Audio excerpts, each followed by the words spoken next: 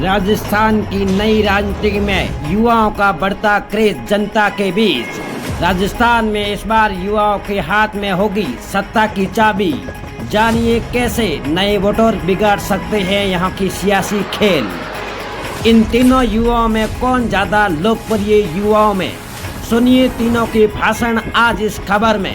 हम बात कर रहे हैं प्रदेश व लोकसभा क्षेत्र में सबसे चर्चित चेहरे जो युवा होकर अपने भाषणों से युवाओं में बढ़ा रहे हैं अपना क्रेज। बने रहे इस पूरी खबर में।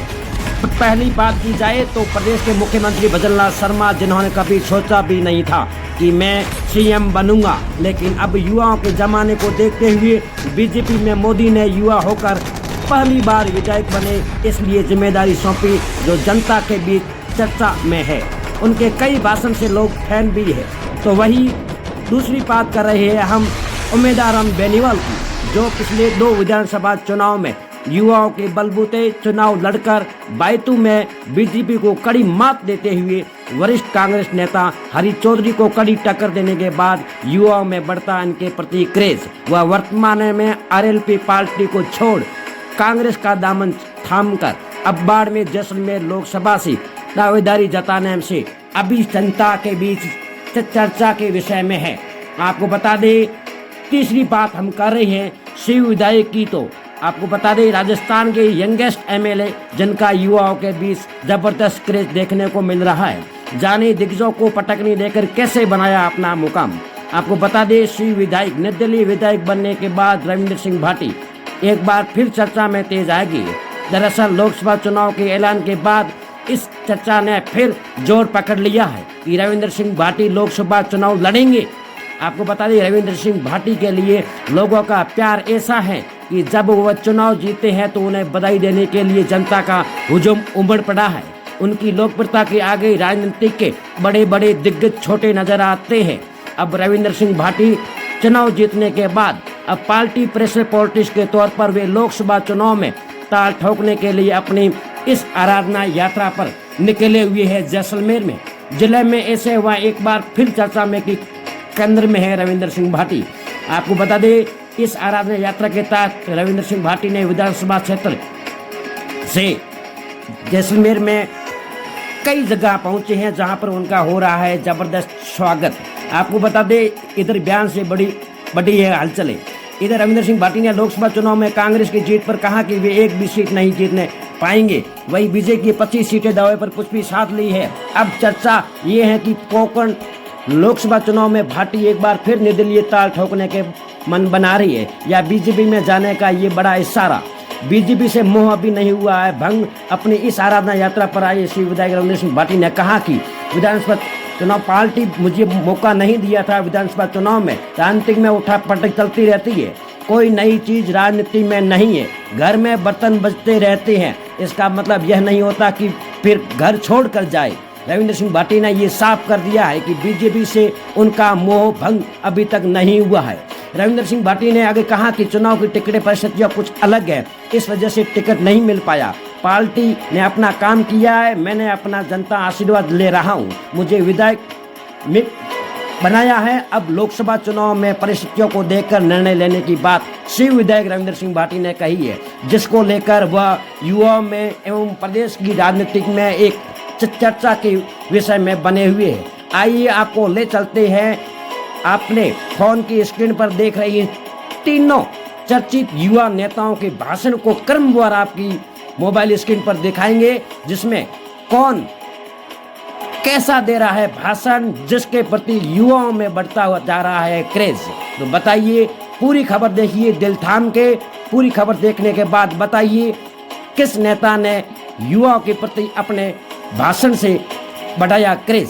पूरे देखे, आपको ले चलते हैं उन मोटियार भाइयों ना पूछना चाहूं, तैयार तो हो?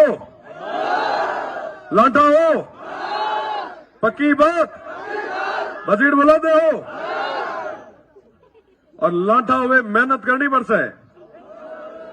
एना तो जोश बिना आकारा भरो पड़ा पसे या नहीं घरे जा सुई रहो।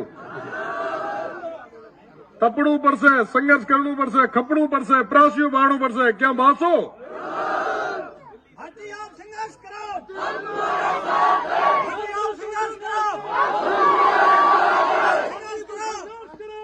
राजुड़ा तथा तुल्य बुजुर्ग मारा मोटियार युवा साथी और समस्त ग्रामवासी सतोरो हूँ हेतेरी आनंद करे हम खूब खूब धन्यवाद दिया कि आप तो लाडकोट दिनों तो प्रेम दिनों आप समारोह बहुत बहुत धन्यवाद।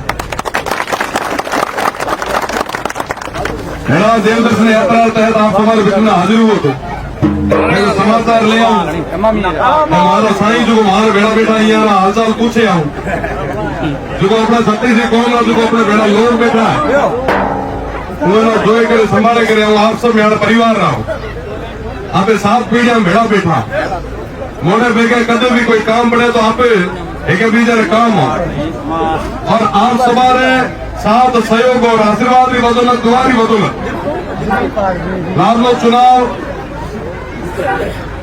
जीत पाया वह जीत आप सभा समर्पित करने वास्ता आगे भी अपन की करना चाहिए कंकर करना चाहिए तुम्हारी राय लेने वास्ते आप सभा कुछ नहीं आई आप सब मजबूती है मीना ये क्षेत्र विकास है मीना ये विकास वास्ते आप कंकर प्रयास कर सका ये वास्ता अपन रणनीति बनानी पड़ी हूँ आप सभा बड़े सुझाव लेना आयो और मेरा पूरा भरोसा है जहाँ आप मैं मतलब पेल विश्वास जतायो तो वहाँ आने वाले टाइम में मीना में आप विश्वास जताओ और बढ़िया तरीके से आगे वहाँ पे काम करता आप सुनो पिता तुल्य बुजुर्ग है मोटियार साथी है उन्हें समाना निवेदन करनी चाहूँ कि हमें तैयार रहा लादा रहा हमेशा यहाँ हंसता रहा मूल बत्या करे आसन आप सब यहाँ मजबूत रहा आप सवारों साथ और सहयोग बनाए रखे आप सवारों बहुत बहुत धन्यवाद। जय हिंद जय पूरी ईमानदारी हूँ नेक नीयती हूँ आपकी सेवा के मैं कोई कसर नहीं छूटूंगा और मैं आपके वास्ते आया हूँ सेवा भाव हूँ आपके बीच में आया हूँ कमाई धंधो करना हो तो हमारे तो काम धंधे की भगवान की मेहरबानी हूँ आप लोगों का आशीर्वाद हूँ कोई कमी नहीं है फैक्ट्रियों भी चले विदेशों में काम भी चले और अठे भी काम घणो ही चले मैं तो सिर्फ और सिर्फ आपके सेवा भाव आया हूँ मन जीता हो तो आपकी जीत होएला मोटूड़ी पार्टियों ने जीताई तो घमंड की जीत होएला अहंकार की हमेशा भाई का मान सम्मान रखा पिछले 20 सालों से और आगे भी अगर मौका मिलता है तो आप ध्यान रखना। वैसे पूरा बाड़मेर जिला मिल के चुनाव लगता है तभी सफलता मिलती है और एक राजनीति के राजनीति के हिसाब से लोगों को की भावनाओं के साथ में कुटुंब घात करते हैं उसका आप ध्यान रखें सच्चाई की जीत जरूर होगी। अभी 2275 रुपए का गेहूं का भाव था हमने कहा है कि किसानों का गेहूं हम बढ़ाएंगे एमएसपी बढ़ाएंगे हमने 125 रुपए बढ़ा करके 2275 से 2400 करने का काम आते ही पहली कैबिनेट में हमारी सरकार ने किया। यही नहीं मित्रों हम आपसे कहना चाहते हैं हमारे घोषणा पत्र के अंदर जो हमने आपसे बात कही है हम एक एक बात को पूरा करेंगे। हमसे कहते थे आपने कहा डीजल की हम रेट घटाएंगे हाँ हमने कहा था हमने मने तो नहीं किया सिर्फ अंतर इसलिए था समय भी इसलिए था कि राजस्थान के अंदर इन्होंने उस रेट को राजस्थान के अंदर ही पेट्रोल में 6 रुपए और डीजल में 5 रुपए 28 पैसे का अंतर इन्होंने कर रखा था। और वो अंतर कैसे कर रखा था जयपुर की रेट कुछ अलग है भरतपुर की रेट अलग है गंगानगर की रेट अलग है जोधपुर की अलग है उदयपुर की अलग है। हमने सबसे पहले वही पत्र दिया कि हमारा किसान हमारा उपभोक्ता परेशान होता है इसको करिए। देश के अंदर पहला प्रदेश है तो उस रेट को हमने सभी को समान रेट करने का काम किया है और 2% वेट कम करने का भी काम किया है और ये डबल इंजन की सरकार है। मैं धन्यवाद देना चाहता हूं देश के यशस्वी प्रधानमंत्री नरेंद्र मोदी जी को कि उन्होंने 2 रुपए डीजल पर पेट्रोल पर कम किया है और मैं आपको विश्वास दिलाता हूं और सभी जगह 2 रुपए कम हुए होंगे। हमारे राजस्थान के अंदर 3 रुपए 35 पैसे से लेकर के 6 रुपए 40 पैसे तक डीजल कम हुआ है, डीजल कम हुआ है। और यही नहीं, 3 रुपए 60 पैसे 65 पैसे से लेकर के 7 रुपए 20 पैसे तक पेट्रोल कम करने का काम किया है पूरे राजस्थान के अंदर। क्योंकि राजस्थान में रहने वाला हर राजस्थानी है, वह 7 रुपए का और 6 रुपए का अंतर आया है, ये हमने करके दिखाया है। मित्रों, मैं आपसे निवेदन करना चाहता हूं, हमारी सरकार ने जो आपके बीच में वायदे रखे, आपके बीच में हमने वायदा किया था कि ईआरसीपी की योजना को हम लेकर के आएंगे। आप सभी को पता है कि सबसे पहले अगर आवश्यकता होती है तो पानी की आवश्यकता होती है।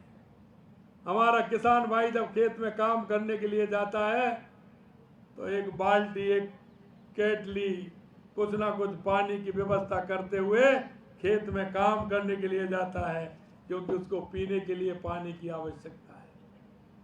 मजदूरों को ले जाता है तो उससे पहले अपनी इंजन या ट्यूबवेल पर जाता है, उनको पहले पानी की व्यवस्था करता है, उसके बाद खेत में लेकर के जाता है।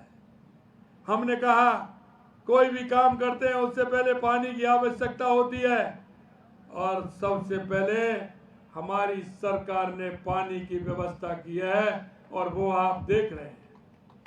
हमने ईआरसीपी से 21 जिलों के लिए पानी की व्यवस्था की है, जिसमें हर जिले को पीने के लिए पानी मिलेगा, और 2,80,000 हेक्टेयर सिंचाई के लिए भी उसमें पानी मिलेगा। हमने काम प्रारंभ कर दिया है, हमारे अधिकारी लग गए हैं, जमीन ग्रहण का कार्य हमने प्रारंभ कर दिया है। क्योंकि भाई बांध बनेगा, कांग्रेसी तो ऐसे कहते हैं कि कागज की नाप बनाइए और चालू कर दीजिए। ये संभव होता है क्या?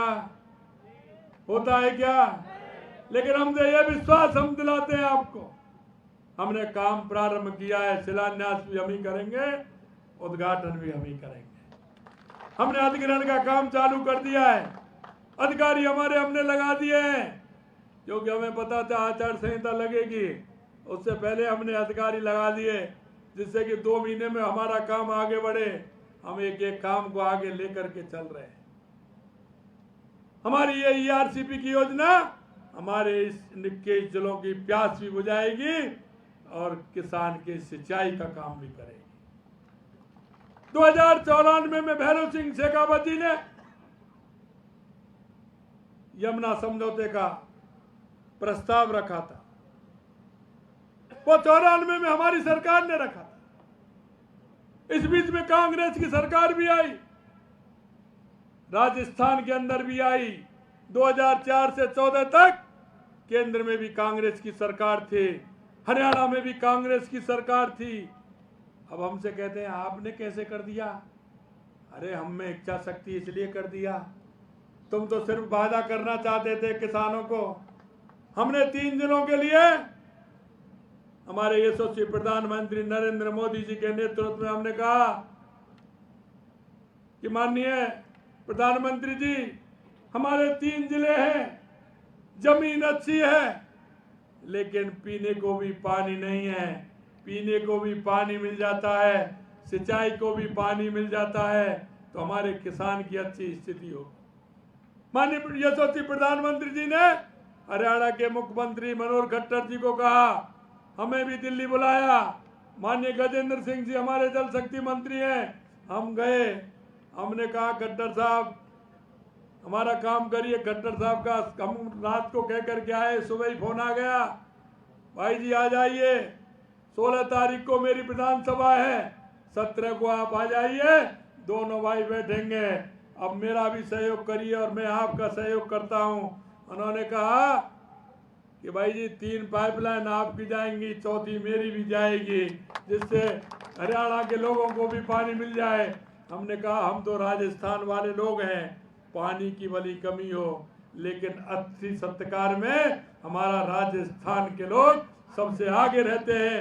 आप आइए, 3 पाइप हमारे और 1 पाइप आपका डालिए, आप अपने लोगों को पानी पिलाइए, हम अपने लोगों को पानी पिलाएंगे। हमारी 3 जिलों की योजना कितनी बढ़िया तरीके से निकल करके आएगी। हमारी DPR बनना प्रारंभ हो गया।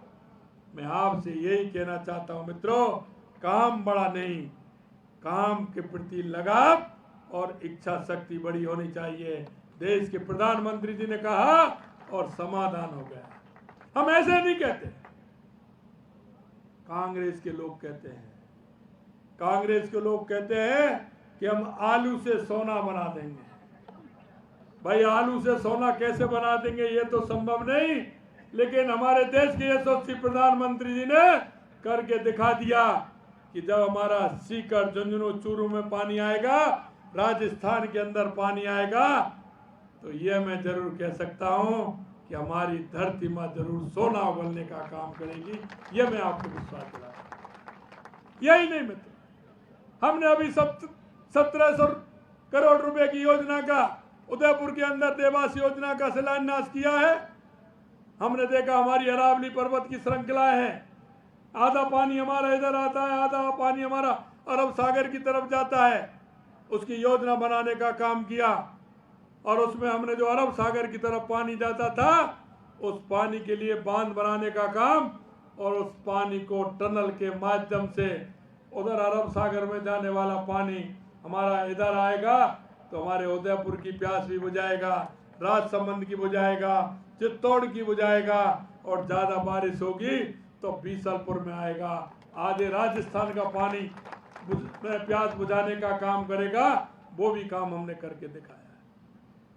मैं आपसे कहना चाहता हूं, मेरे को बड़ा ऐसा लगता है क्योंकि मैं जिस किसी के पास भी जा रहा हूं वो ये कह रहा है कि आइए राजस्थान के लिए पानी की जो व्यवस्था हम करने को तैयार हैं। एक मेरा समझौता है पौंग बांध का हिमाचल से।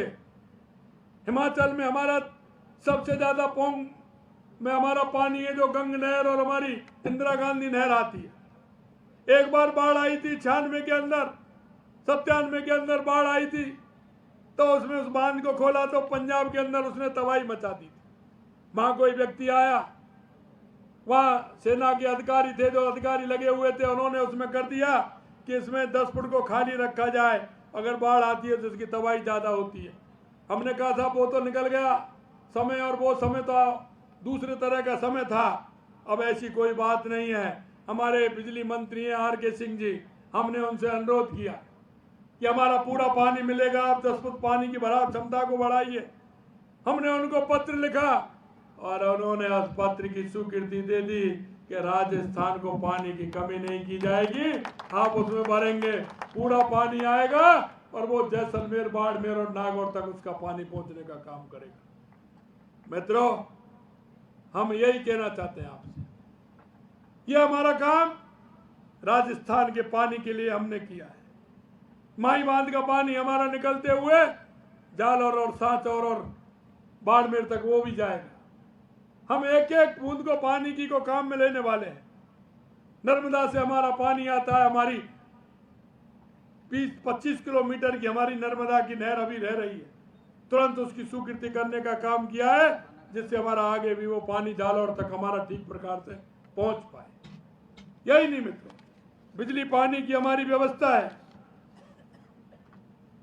बिजली पानी की हमारी व्यवस्था है, क्योंकि बिजली अगर मिलेगी तो हमारे किसान को फायदा होगा।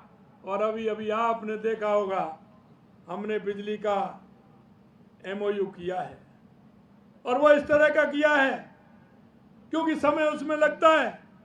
3 साल और 3.5 साल बाद राजस्थान बिजली में आत्मनिर्भर रहेगा। मैं आपको कहना चाहता हूं मित्रों, हमारा किसान बड़ा परेशान रहता है। 4 घंटे दिन में, 4 घंटे रात में नंबर आता है, कभी 8 घंटे रात में, कभी 8 घंटे दिन में। मैं आपसे कहना चाहता हूं, पहला समझौता है हमारा, पहला MOU 1,60,000 करोड़ का और 65,000 करोड़ का हमने बाद में किया है। 2.25 लाख करोड़ का हमने समझौता किया है, हमने उनसे MOU किया है, और ये 3 साल के अंदर राजस्थान में बिजली बिजली होगी। और बिजली इस तरह की होगी किसान को हम पूछेंगे कि तुमको 10 बजे या 9 बजे बिजली दी जाएगी। किसान जैसे हमारे कर्मचारी ड्यूटी पर जाते हैं, किसान हमारा खेत पर जाएगा। हमारा किसान खेत पर जाएगा कि 10 बजे 9 बजे, जब किसान कहेगा 9 बजे बिजली मिलेगी तो 9 बजे से 5 बजे तक बिजली मिलेगी, उसको बिजली आएगी, वो खेत में काम करके आएगा, घर आएगा, घर आके बच्चों के साथ टीवी देखेगा, खाना खाएगा, मनोरंजन करेगा। ये स्थिति नहीं होगी कि अधिकारी तो घर पे होंगे और मेरा किसान खेत में होगा। किसान का भी दिनचर्या उसी तरह की होगी। किसान भी 10 घंटे काम करेगा खेती में, शाम को आएगा बीवी बच्चों के साथ, आराम से खाना खाएगा, आराम से टीवी देखेगा, मनोरंजन करेगा। मैं आपको विश्वास दिलाता हूं उसका भी कीमत कम होगी। आज की कीमत के हिसाब से आज जितनी कीमत है, हमने कोशिश की है कि इससे भी कम कीमत हो, ये हम आपको विश्वास दिलाते हैं। मित्रों, आप देख सकते हैं हमारे संकल्प पत्र में जो आपके बीच में हमने वायदे किए, हम एक एक वायदे को हम पूरा करेंगे। मैं आपसे यही अनुरोध करना चाहता हूं। वैसे तो आप मेरे से पहले ही नारा दे रहे हैं, अब की बार मैं आपसे यही अनुरोध करना चाहता हूं मित्रों, आप सभी किसान हो, अभी बहुत बाकी है। मेरे मन की कल्पना बहुत है और देश के यशस्वी प्रधानमंत्री नरेंद्र मोदी जी जो किसान के लिए, गरीब के लिए जो करना चाहते हैं, गरीब कल्याण की योजनाओं के माध्यम से देखिए कि वो किस तरह से हर गरीब के जीवन स्तर को ऊपर उठाना चाहते हैं। मैं आपसे कहना चाहता हूं, हम सभी का सौभाग्य है और इस देश का भी सौभाग्य है कि हमें ऐसा नेतृत्व करने वाले हमें देश के यशस्वी प्रधानमंत्री नरेंद्र मोदी के रूप में मिले हैं। हर गरीब, हर किसान, हर कर्मचारी, युवा, महिला, सबका ध्यान रखने वाले हैं। और यही नहीं मित्रों, जिन हमारे उन शहीदों ने इस देश के लिए कुर्बानी दी थी, अपने आप को समर्पित कर दिया, इस मां भारती के लिए, उन मूल्यों के लिए माननीय देश के यशस्वी प्रधानमंत्री नरेंद्र मोदी जी काम कर रहे हैं। हमारी एक एक विरासत को बचाने का काम कर रहे हैं। हमारी विरासत को खंड-मंड करने का जिन्होंने काम किया था, उसको पुनर्स्थापित करने का भी काम कर रहे हैं। आपने देखा होगा 22 जनवरी को हमारे रामलला की जो स्थापना हुई थी, देश नहीं पूरी दुनिया के अंदर 22 जनवरी को जो दुनिया ने देखा था, दुनिया का सबसे बड़ा सांस्कृतिक केंद्र अयोध्या। और आपने देखा होगा जिस तरह से देश के प्रधानमंत्री नरेंद्र मोदी जी ने काम किया है, चाहे महालोकपाल हो, चाहे हमारा बाबा विश्वनाथ हो, चाहे हमारा बद्रीनाथ, केदारनाथ, यमुनोत्री, गंगोत्री हो, माननीय देश के प्रधानमंत्री जी ने किस तरह से काम किया। मैं आपसे इतना ही कहना चाहता हूं, विशेषकर युवाओं से कहना, इन्होंने 2014 से पहले इस देश की स्थिति नहीं देखी होगी, क्योंकि 2014 से पहले 4 और 14 के बीच में बहुत बड़ा अंतर है। जो 8 साल का है वह 22 और 25 साल के हो गए। उन्होंने उस तरह का काम नहीं देखा 2014 से पहले जो देश की स्थिति थी। मैं आपसे यही कहना चाहता हूं, आप उस समय के अखबार निकाल करके देख लेना, आप पढ़ लेना, आपको देश की स्थिति नजर आ जाएगी। मैं आपसे यही निवेदन करना चाहता हूं मित्रों कि ये डबल इंजन की सरकार देश दुनिया में सम्मान दिलाने के लिए, इस देश को आगे बढ़ाने के लिए, गरीब के जीवन स्तर को सुधारने के लिए, किसान को आगे बढ़ाने के लिए, ये डबल इंजन की सरकार की बहुत बड़ी आवश्यकता है। आपसे मैं आग्रह करना चाहता हूं, आने वाले चुनाव में आप लगातार राजस्थान के अंदर 25 की 25 सीट जिताने का काम कर रहे हैं। लेकिन अगली बार मौका है कि हम एक इतिहास बनाएं। हर बूथ, एक भी बूथ ऐसा नहीं हो जिसमें भारतीय जनता पार्टी का कमल का फूल नहीं खिले। हम ज्यादा से ज्यादा वोटों से वहां हर बूथ पर जीते और 25 लोकसभाओं पर हम हर लोकसभा पर 5 लाख वोटों से ऊपर हमारी जीत हो और हमारे माननीय यशस्वी प्रधानमंत्री नरेंद्र मोदी जी को राजस्थान के द्वारा उन 25 कमल फूलों को ने ऐसा मैं आपसे निवेदन करना चाहता हूँ। मित्रों, मैं यही कहना चाहता हूँ, आप जाइए जनता के बीच में, कहीं आपकी किसी भी तरह से आपकी सरकार किसी भी मायने में पीछे नहीं है। आप जाइए, छाती ठोक करके कहिए कि 3वीं में हमारी राज्य सरकार ने ये काम करके बताया है। 2014 से 10 साल में केंद्र की सरकार ने ये काम किया है। कोई भी हम पर किसी भी तरह का आरोप नहीं लगा सकता। हम जनता के बीच में रह करके जनता का काम कर रहे हैं। देश के यशस्वी प्रधानमंत्री नरेंद्र मोदी जी हर 1 साल में जनता के बीच में अपने काम का हिसाब देते हैं, 5 साल में काम का हिसाब देते हैं और 10 साल का हिसाब भी आपके बीच में दिया है। और मैं भी आपके बीच में वादा करना चाहता हूँ मित्रों, और मैं कांग्रेसियों को भी मैं कहना चाहता हूँ, चेतावनी भी देना चाहता हूँ। आप अपने घोषणा पत्र जो आपने किए उनको भी देख लें, भारतीय जनता पार्टी के घोषणा पत्र को भी देख लें। हम एक एक घोषणा पत्र को पूरा करेंगे और हमारी समीक्षा केंद्र में 1 साल में हमारे यशस्वी प्रधानमंत्री नरेंद्र मोदी जी करते हैं। हम हमारी 6 महीने का हिसाब हर आदमी को देंगे। हम राजस्थान की जनता को जो हम काम करेंगे उसका 6 महीने में हिसाब देंगे कि हमने ये काम आपके बीच में किया है।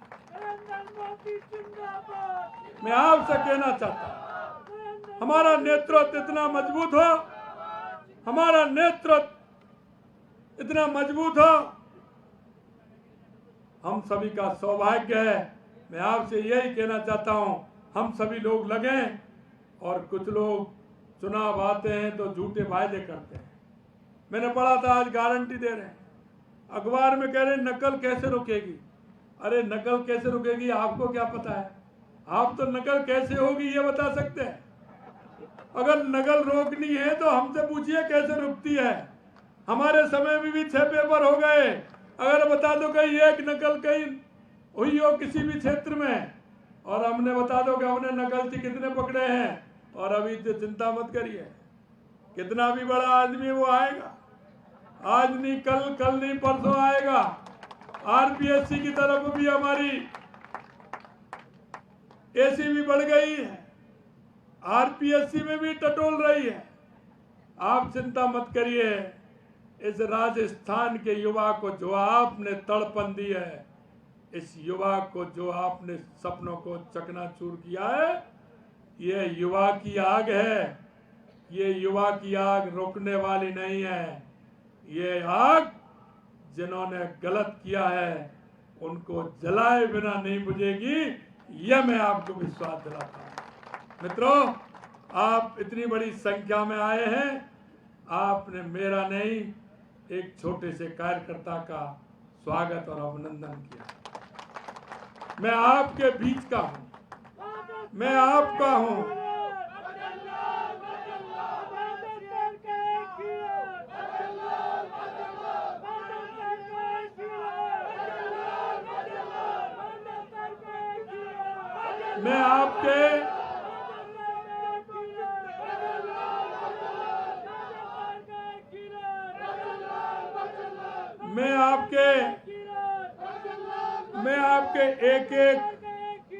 मैं आपके एक एक दुख और दर्द को मैं जानता हूं, मैं समझता हूं।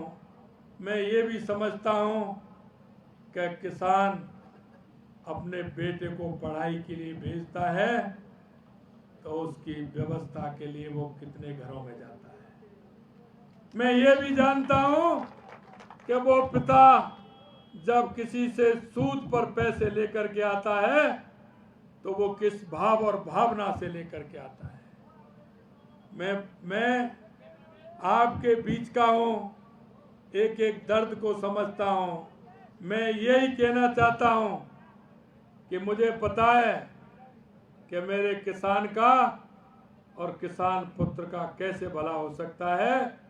किसान खेती में काम करता है और मेरे किसान का पुत्र सीमा पर 50 डिग्री में -0 में काम करने वाला वो किसान का पुत्र ही होता है।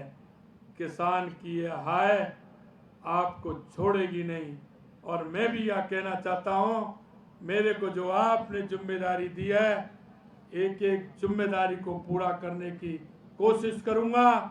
आप सभी लोगों से यही मैं निवेदन करना चाहता हूं मित्रों, आपको भी अधिकार है अच्छे और बुरे को देखना, आपका भी अधिकार है, क्योंकि ये जो काम किया है ये मैंने नहीं किया है, ये मैंने नहीं किया है, ये नरेंद्र मोदी जी की ताकत ने किया है और आपके एक वोट ने किया है।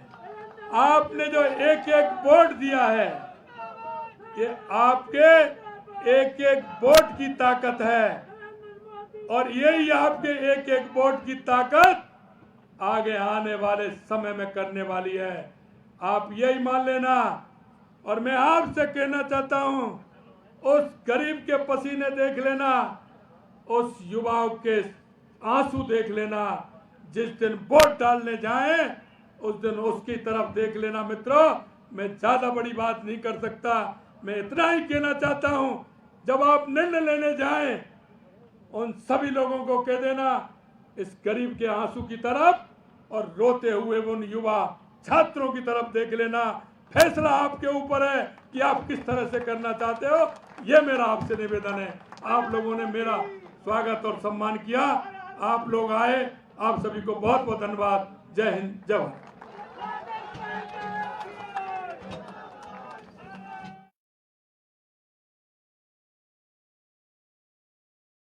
आपने कहा डीजल की हम रेट घटाएंगे। हाँ, हमने कहा था, हमने मने तो नहीं किया।